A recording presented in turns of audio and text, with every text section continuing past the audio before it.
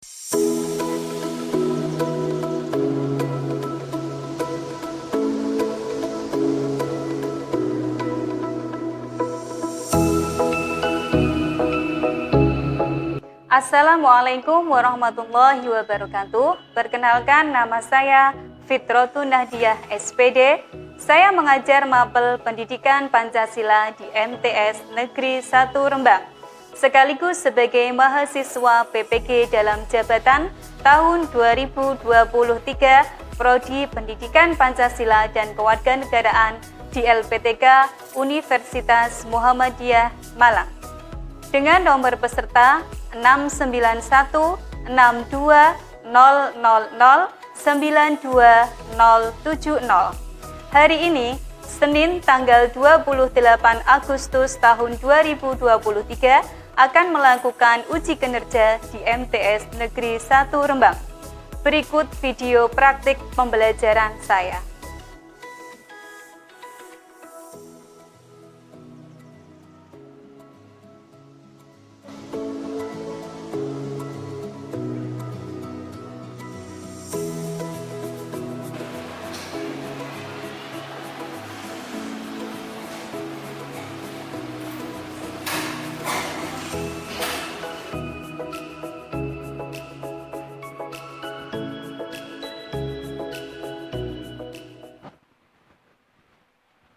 Assalamualaikum warahmatullahi wabarakatuh. Waalaikumsalam warahmatullahi wabarakatuh. Selamat pagi. Pagi. Tetap semangat, luar biasa. Oke anak-anak, sebelum kita memulai pembelajaran pada pagi hari ini, kita berdoa terlebih dahulu kepada Allah Subhanahu wa Ta'ala untuk mengharap ridhonya pada pagi hari ini. Oke, berdoa dipimpin oleh Agista sebagai ketua kelas. Silakan Agista. Baiklah teman-teman, untuk memulai pembelajaran pada pagi hari ini, berdoa. Bismillahirrahmanirrahim. Alhamdulillahirabbil alamin. Ar-Rahmanirrahim. Maliki yaumiddin. Iyyaka na'budu wa iyyaka nasta'in. Ihdinas siratal mustaqim. Siratal ladzina an'amta 'alaihim ghairil maghdubi 'alaihim waladdallin. Berdoa selesai. Oke anak-anak, pada pagi hari ini saya akan mengecek kehadiran kalian dulu ya.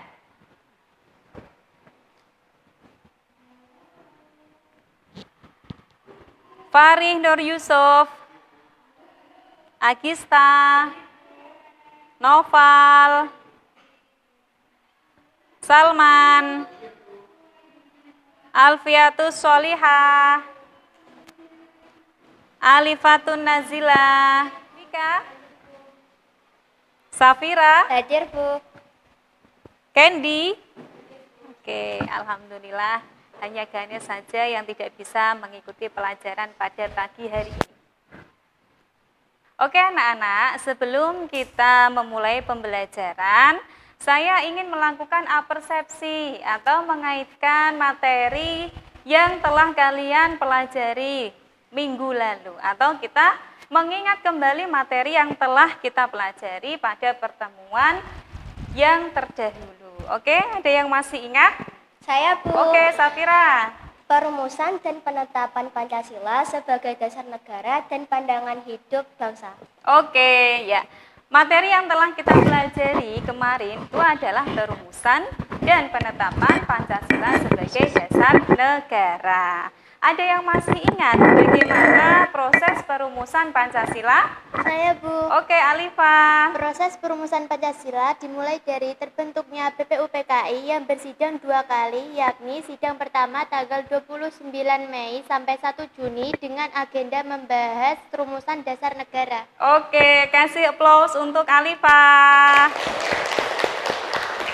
Ya, bahwa proses perumusan dasar negara itu dimulai dari terbentuknya sebuah organisasi yaitu BPUPKI yang bersidang 2 kali. Sidang pertama membahas tentang rumusan dasar negara yang dilaksanakan pada tanggal 29 Mei sampai tanggal 1 Juni. Nah, kemudian rumusan dasar negara tersebut diberi nama Pancasila pada tanggal 1 Juni 1945. Oleh siapa? Ada yang tahu? Oke, Naufal. Oleh Insinyur Soekarno dari Desa Ya. Soekarno karangan Betawi. Oke, kasih aplaus untuk Naufal. Kemudian untuk penetapan Pancasila atau penetapan rumusan dasar negara itu dilakukan oleh siapa? Ada yang tahu? Oke.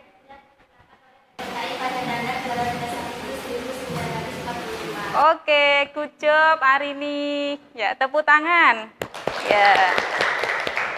Oke, nah untuk pembelajaran pada pagi hari ini kita akan mempelajari tentang norma yang berlaku dalam kehidupan bermasyarakat. Oke ya, diperhatikan tujuan pembelajaran kita pada pagi hari ini itu ada 4 ya.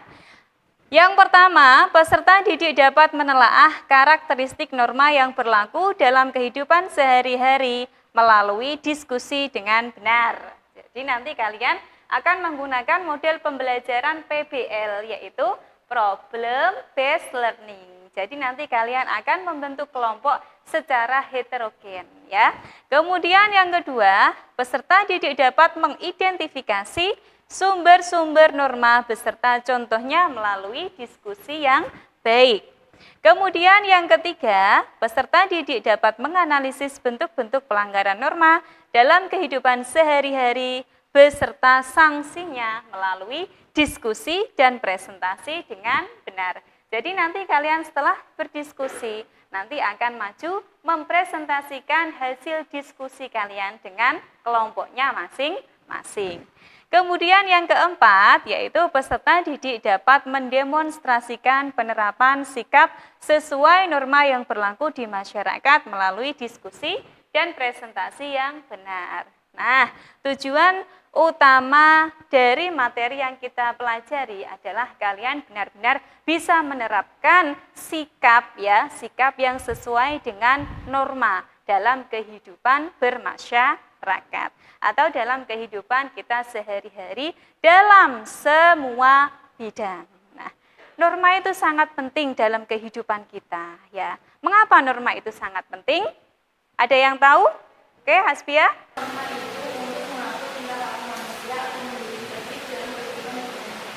Oke, kasih aplaus untuk Hasbia. Ya. Norma itu sangat penting untuk mengatur tingkah laku kita dalam masyarakat. Lalu bagaimana kalau tidak ada norma dalam masyarakat? Siapa yang tahu? Ya, silakan, Mbak. Ya, maka akan terjadi perpecahan. Kasih aplaus. Ya, jawabannya benar sekali. Nah, oke. Sebelum kita lebih jauh mempelajari tentang norma yang berlaku di masyarakat, kita akan melakukan ice breaking sebentar ya. Masih ingat tepuk wow? Masih. Coba tepuk wow. Kasih W, kasih O, kasih W. Wow. Nah, oke. Sekarang ya, masuk ke kegiatan inti.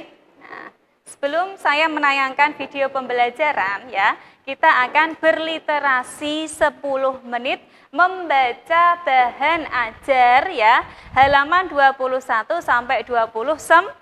Coba dikeluarkan bahan ajarnya. Nah, kita akan berliterasi 10 menit ya. Silakan dikeluarkan bahan ajarnya.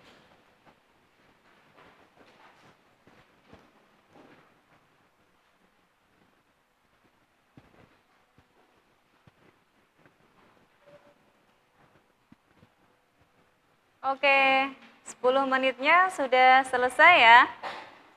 Nah, setelah kita berliterasi tentang materi norma dalam kehidupan bermasyarakat, kita akan menyimak tayangan video pembelajaran. Nah, sambil menyimak dan mengamati, kalian boleh mencatat inti dari materi yang kita tonton ini ya. Contohnya yang diterapkan dalam kehidupan sehari-hari. Menurut Kamus Besar Bahasa Indonesia atau KBBI, norma merupakan aturan atau ketentuan yang mengikat. Norma sendiri digunakan sebagai panduan, tatanan, dan pengendalian tingkah laku yang sesuai. Jika ingin hidup harmonis, maka harus memahami aturan atau ketentuan norma merupakan aturan yang dibuat oleh hati nurani manusia. Selain itu, norma kesusilaan menentukan mana yang baik dan buruk, mengerjakan ujian sekolah dengan jujur, asik dan sopan, dan tugas norma yang satu ini dibuat oleh badan-badan resmi negara serta bersifat humanis. Oke ya, kita tadi sudah menyimak video pembelajaran dan setelah itu saya akan memberi penguatan tentang materi norma dalam kehidupan bermasyarakat. Nah, saya akan menayangkan PPT.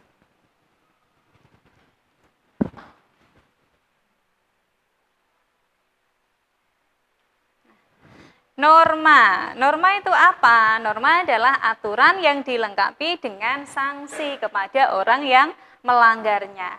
Norma itu merupakan pedoman perilaku manusia. Manusia itu harus diatur. Kalau tidak diatur, manusia akan berbuat semaunya, ya, semaunya dan melanggar hak orang lain, ya. Karena kita memang dalam pasal 28 UUD 45 itu memang diberi kebebasan, ya, baik itu mengungkapkan pendapat, tetapi kebebasan kita dibatasi oleh kebebasan orang lain. Sehingga manusia itu harus diatur. Kalau tidak diatur, dia akan merebut hak orang lain atau melanggar kebebasan, yang kebebasan itu dibatasi oleh kebebasan orang lain. Kemudian, arti penting norma. Norma yang pertama itu adalah untuk pedoman dalam bertingkah laku. Kemudian yang kedua, menjaga kerukunan anggota masyarakat. Dan yang ketiga adalah sistem pengendalian sosial. Nah, norma dibagi menjadi 4. Yang pertama adalah norma agama, 2 norma kesusilaan, 3 norma kesopanan, dan 4 norma hukum. Yang pertama, norma agama adalah pedoman perilaku manusia yang bersumber dari Tuhan yang Maha Esa. Ya. Kemudian yang selanjutnya adalah norma kesopanan. Nah, norma kesopanan ini merupakan peraturan hidup manusia yang bersumber dari masyarakat. Jadi hukumannya pun dari masyarakat. Misalkan dikucilkan dari masyarakat, mereka masyarakat merasa tidak puas dengan perilaku kita. Misalkan kita meludah sembarang tempat, ya. Apakah boleh kita meludah di sini? Tidak boleh, bisa dimarahi oleh Bapak Ibu guru dan bisa juga dicela oleh teman-teman kita, iya apa tidak? Nah, begitulah hukuman dari norma kesopanan yang hukumannya itu didapatkan kita dari masyarakat. Norma hukum ini ya datang atau aturan hidupnya bersumber dari negara. Jadi untuk hukum ini ditetapkan dalam UUD 1945 ya. Menurut pasal 1 ayat 3 yang berbunyi, negara Indonesia adalah negara hukum. Jadi semua perilaku warga negara harus didasarkan pada hukum yang berlaku. Oke? Nah, sampai di sini paham? Paham ya, oke? Ada pertanyaan enggak tentang video pembelajaran tadi serta PPT yang telah Ibu tayangkan? Ada pertanyaan atau tanggapan? Oke, Agista, silahkan. Ya, norma agama. Oke, nah, pertanyaan dari Agista, bagaimana jika kita melakukan pelanggaran norma agama atau tidak melakukan norma agama sesuai dengan kaidah yang berlaku. Nah, kita tadi sudah belajar bersama bahwa norma agama itu sumbernya dari Tuhan yang Maha Esa. Segala larangan, segala perintahnya itu bersumber dari Tuhan yang Maha Esa. Ya, jadi kalau kita melanggar, hukumannya juga dari Tuhan yang Maha Esa. Kalau untuk norma agama, memang hukumannya tidak sekarang, tidak langsung, tetapi nanti di akhirat akan ada yang namanya hari pembalasan. Jadi semua amalan dan dosa kita itu ditimbang lalu dilaksanakan hari pembalasan itu di akhirat. Begitu ya, itu untuk norma agama. Nah, kebetulan agama kita Islam semua jadi sama, jadi bisa menyimpulkan. Nah, begitu pula untuk agama lain, itu sumbernya juga dari Tuhan kita masing-masing. Lalu adakah pertanyaan lagi? Silakan. Oke, Aski, monggo. Sikap apa yang harus dilakukan ketika melihat ibu-ibu hamil yang tidak mendapat kursi di angkutan umum? Oke ya, bagus sekali pertanyaannya ya. Ketika kalian pulang sekolah sudah capek-capeknya belajar, kemudian kebetulan di bis ya, di bis angkutan kok melihat ibu-ibu yang sedang hamil, sedang berbadan dua, apa yang harus kita lakukan? Nah, kita harus mempertimbangkan yang mana yang lebih positif.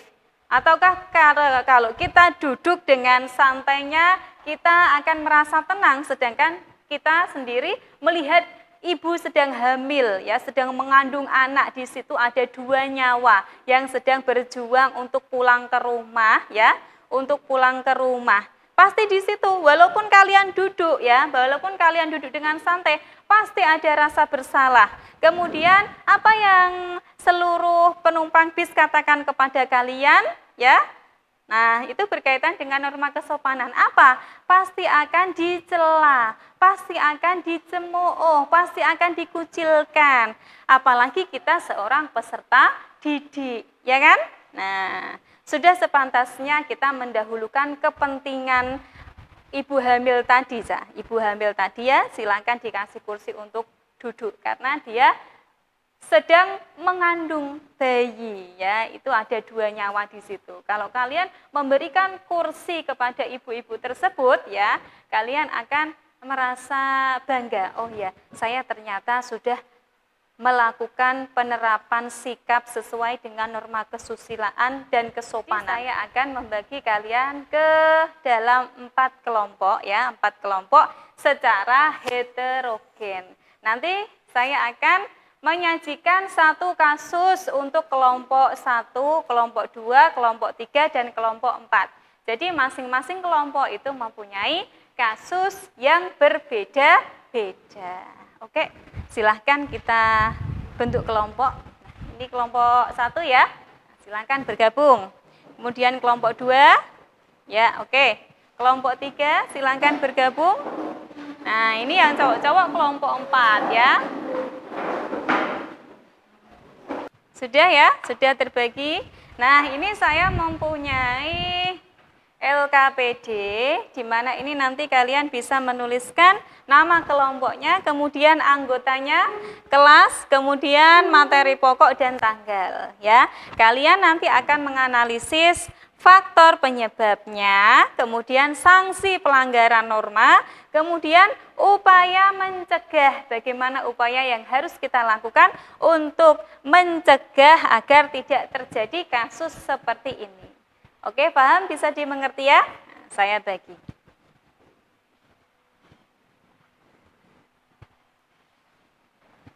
Kelompok 1, kelompok 2, kelompok 3, oke ya, dan kelompok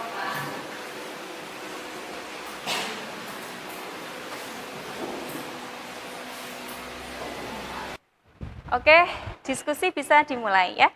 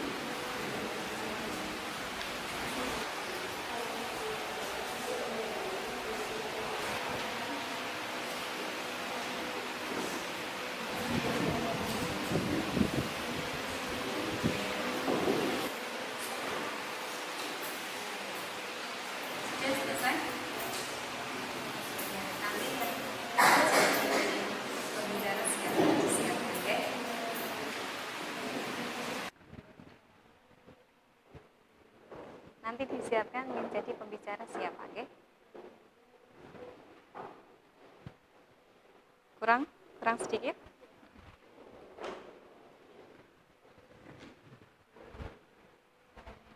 Nah, sudah selesai semua? Sudah. Oke. Untuk kelompok yang sudah siap maju presentasi, kelompok yang mana dulu? Atau mau urut? Urut aja ya. Urut aja. Oke, kelompoknya Safira. CS silakan maju ke depan.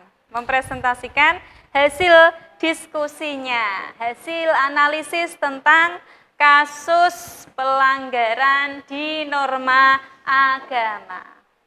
Oke. Ya, silakan. Assalamualaikum warahmatullahi wabarakatuh. Waalaikumsalam warahmatullahi wabarakatuh. Kami dari kelompok 1 ingin mempresentasikan hasil diskusi dari kelompok kami. Baik, kami mendapatkan norma yaitu norma pelanggaran agama. Faktor penyebab dari norma agama ini adalah 1. Kurangnya pembelajaran norma sejak dini, 2. Kurangnya iman, dan 3. Salah dalam bergaul. Lalu yang kedua adalah sanksi pelanggaran norma. Yang pertama adalah mendapatkan balasan di akhirat, 2. Mendapatkan dosa, 3. Tidak mendapatkan kebahagiaan dunia dan akhirat. Dan untuk upaya pencegahan pelanggaran norma agama berikut sebagai berikut. 1. Adanya edukasi pembelajaran norma sejak dini. 2. Membatasi pergaulan. 3. Orang tua dan guru lebih memperhatikan anak atau siswanya agar tidak terjerumus. Assalamualaikum warahmatullahi wabarakatuh. Oke, aplaus untuk kelompok 1. Ya. Kelompok 1 yang menganalisis kasus pelanggaran norma agama. Oke, ada pertanyaan dari kelompok yang lain? Silahkan. Oke, dari kelompok 2 ada pertanyaan? Oke, Agista, ada pertanyaan? Tidak ada. Berarti penjelasannya cukup jelas ya. Oke, kelompok 3 ada yang ditanyakan? Tidak ada. Kelompok 4? Oke, berarti sudah jelas. Oke, kasih aplaus untuk kelompok 1. Silakan duduk, bisa duduk ya.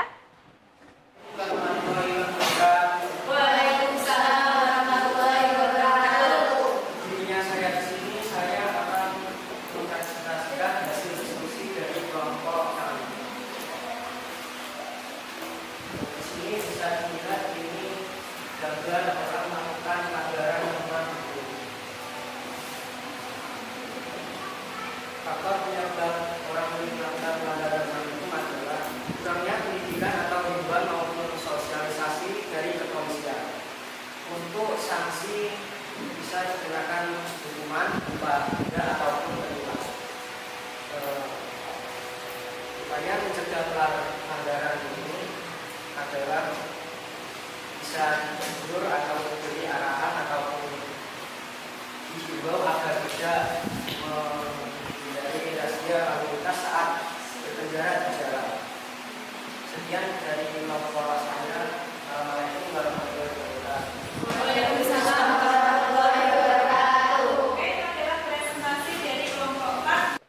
Iya, oke. Jadi intinya tidak memakai kekerasan gitu ya. Nah, oke, ada yang lain? Tidak ada? Kalau tidak ada, kita ngasih aplaus untuk kelompok 4. Ya.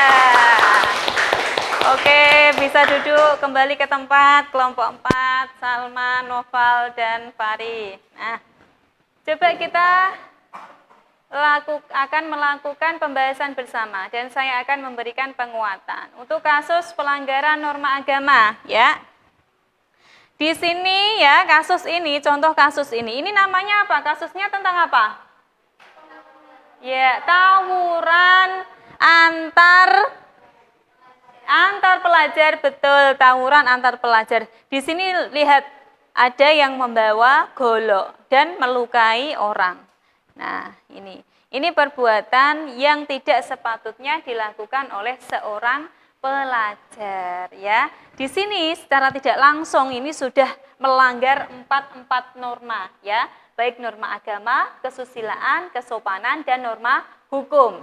Di norma agama kita tidak dianjurkan mempunyai kelakuan seperti ini, iya atau tidak? Membunuh manusia yang lain, menghilangkan nyawa, ini sudah melanggar hak asasi manusia. Kemudian di norma kesusilaan ini akan ada rasa bersalah yang terbayang di diri kita seumur hidup, ya. Kemudian di norma kesopanan kita akan dikucilkan dari masyarakat, ya, karena sudah melakukan tindakan kriminal. Kemudian di norma hukum, ya, ini yang berbeda adalah aparatur hukum atau penegak hukum, ya. Ini nanti bisa dikenai pasal tindak pidana, begitu ya. Kemudian untuk norma agama ini ada pertanyaan enggak? Tidak ada ya. Faktor penyebabnya itu tadi kurangnya iman dan takwa. Bagaimana kita menyikapinya? Kembali lagi, kita harus mempunyai pedoman hidup, ya. Sejak dini kita harus belajar apa yang harus kita lakukan dan apa yang harus kita tinggalkan. Sehingga perbuatan seperti ini tidak akan terjadi lagi. Gitu ya. Ini untuk norma kesusilaan. Kemudian norma kesopanan. Nah, tindakan seperti ini sangat tidak sopan. Apalagi ini kakinya, ya, ditempatkan di atas buku, di mana buku itu adalah sumber ilmu, ya. Nanti ini bisa kualat sama ilmu, tidak boleh seperti ini, perbuatan seperti ini. Ini bisa dikucilkan dari masyarakat, gitu ya. Jadi untuk refleksi kita pada diskusi ini apa yang kalian rasakan? Kekurangannya apa? Coba.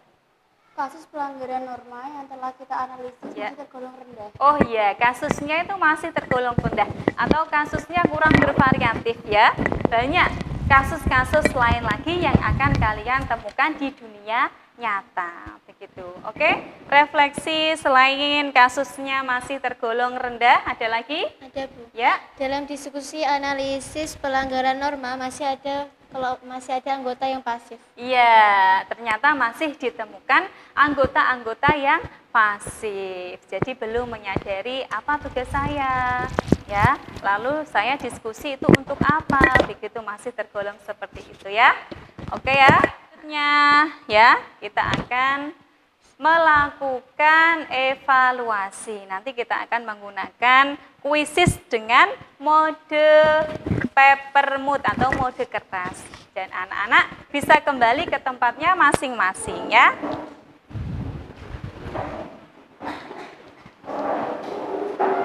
Oke, sudah siap? Nah, soal yang pertama. Norma yang berasal dari Tuhan adalah, oke, jawabannya bisa diangkat. Saya pindai.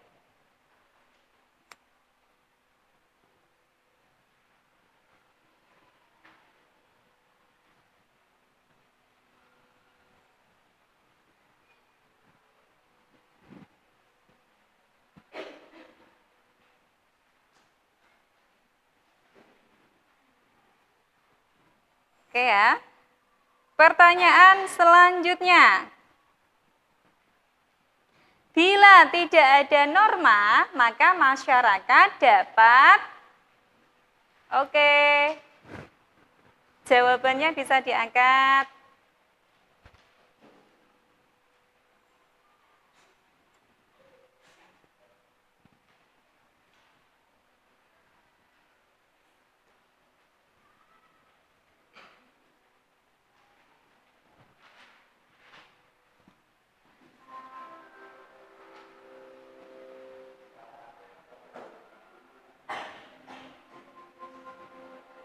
Oke ya, sekarang kita akan melihat skornya.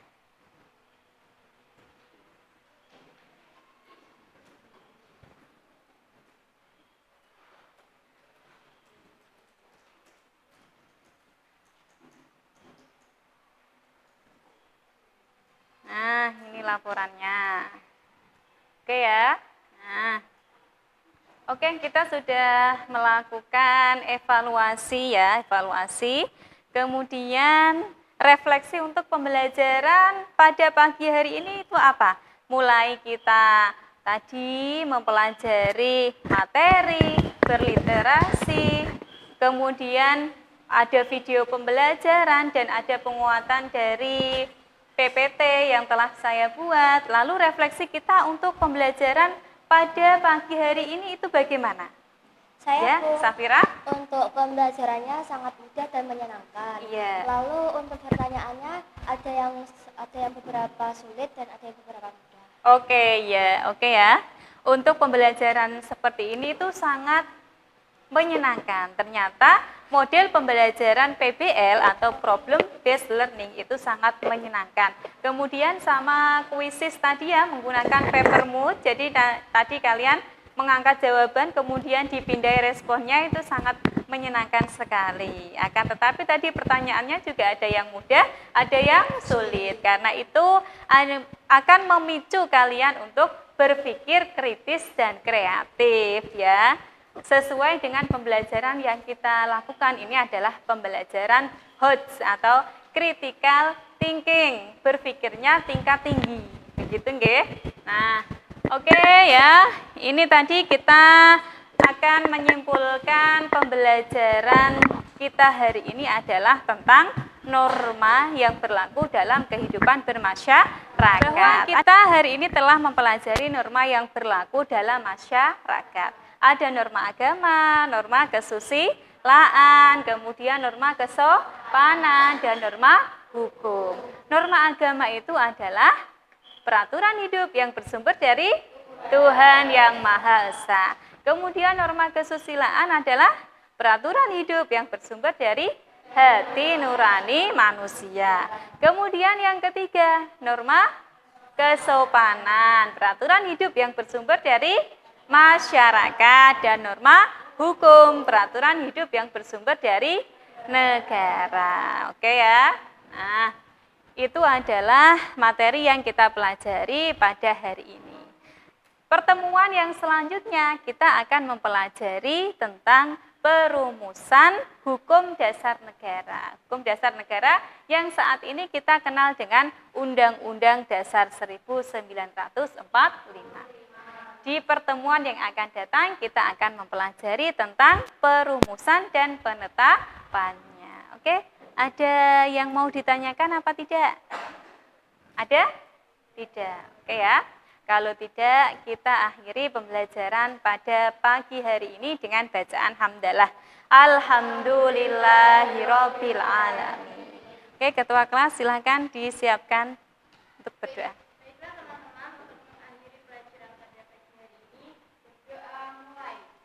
Bismillahirrahmanirrahim. Wal 'ashri innal insana lafi khusrin illa alladzina amanu wa 'amilus sholihati wa tawassaw bil haqqi wa tawassaw bis sabr. Oke ya.